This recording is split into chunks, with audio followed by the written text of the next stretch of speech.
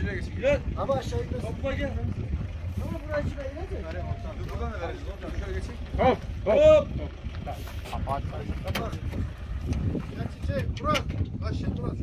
Basarsan fotoğraf da alıyor abi aynı zamanda. Ha.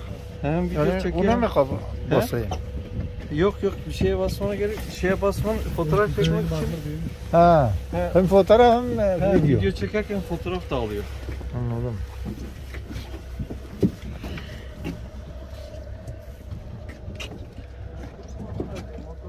O da yeni abi. Değil mi? O da yeni. Nasıl? Küçük herhalde. Genelde. Bu abiyle ikimiz ne zaman çeksek. Neydi? Çekerken kuplar falan.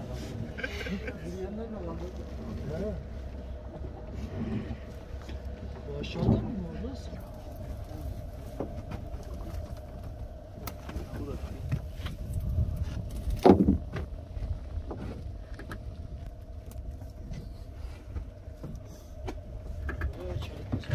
Çek abi.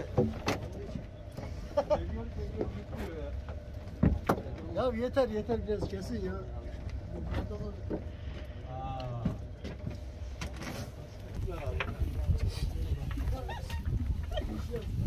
Sen bir daha yap.